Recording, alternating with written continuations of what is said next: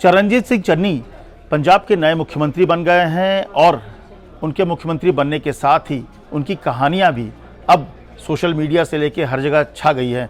तो आज अंदर की जो खबर है उसमें हम आपको चरणजीत सिंह चन्नी की उन खबरों को, उन विवादों को सामने लेकर आएंगे जिसमें वो बड़ी प्रमुखता से मीडिया पे छाए रहे, लोग मजाक का पात्र बने लोगों के जरिए, और जो फैसले उन्होंने लिए, कुछ चाहे सिक्का उछालने का या फिर हाथी पर चढ़ने की, वो सारी कहानियां हम आपको बताएंगे जो खबर के अंदर की कहानी है।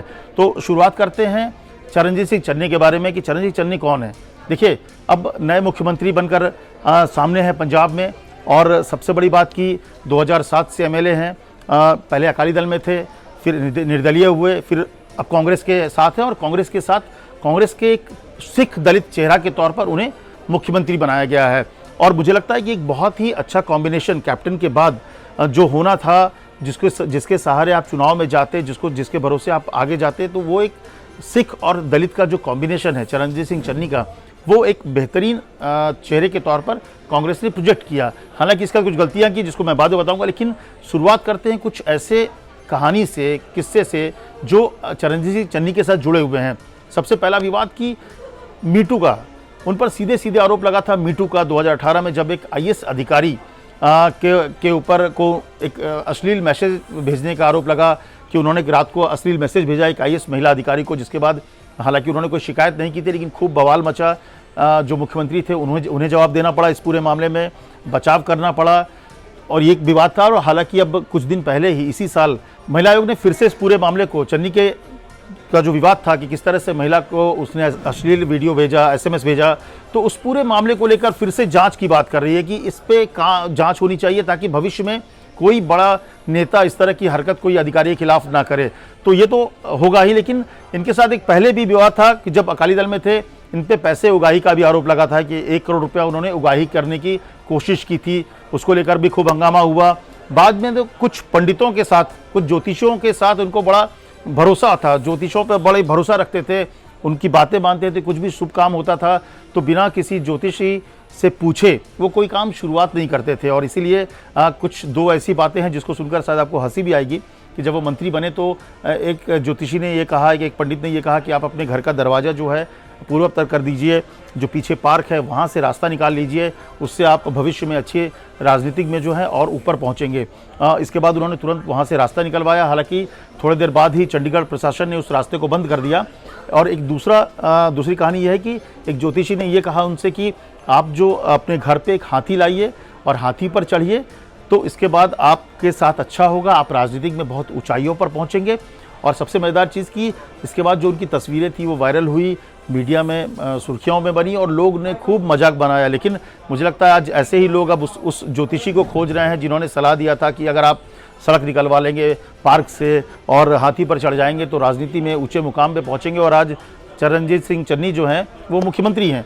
तो मुझे लगता है ऐसे ज्योतिषी को पंजाब की राजनीति में तो नेता खोज ही रहे होंगे। अब देश की राजनीति के जो तमाम सियासतदार हैं वो भी खोज रहे होंगे कि चलो भाई कम से कम उनकी सलाह मानी जाए तो भविष्य में आगे बढ़ेंगे। ये भी इस तरह के विवाद भी थे जिससे उनका खूब माखौल उड़ा, वो मजाक के पात्र बने। तो दूसरी तरफ उनका एक सिक्का उछालने का वीडियो बहुत वायरल हुआ, जिसमें जो पॉलिटेक्निक में एक पोस्ट निकला था लेक्चरर का, जिसमें से 2 उम्मीदवार थे और एक पोस्ट था। तो उसमें किसको बनाया जाए उसके लिए बाकायदा उन्होंने सिक्का उछाल दिया।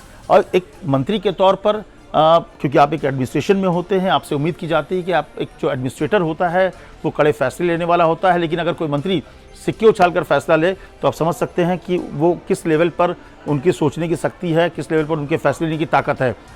और यही वजह थी कि उनको लेकर खूब विवाद हुआ, खूब मज़े लिए गए उनसे।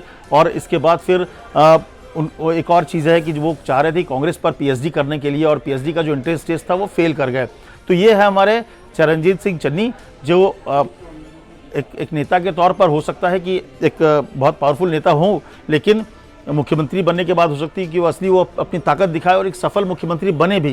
लेकिन मुख्यमंत्री बनने से पहले उनकी कुछ हरकतें हैं, उनके कुछ फैसले हैं, उनके कुछ ज्योतिषों पर भरोसा है, चाहे उगाही का आरोप है। तो ये कुछ ऐसी चीज़ें हैं जो लगातार आप देखें तो पिछले कई सालों से जब वो राजनीति में है तो चन्नी के साथ विवाद जुड़ा हुआ है। और फिलहाल तो वो मुख्यमंत्री भले बन गए हों लेकिन अपने विवादों के रूप में जाने जाते हैं। लेकिन उम्मीद है क्योंकि एक दलित और सिख चेहरा के तौर पर वो मुख्यमंत्री हैं, तो एक बड़े फैसले लेंगे और शायद अपने नाम के साथ उन फैसलों के लिए जाने जाएंगे जो पंजाब की जनता की भलाई के लिए होगा, ना कि उन विवादों के लिए जाने जाएंगे जो पीछे है।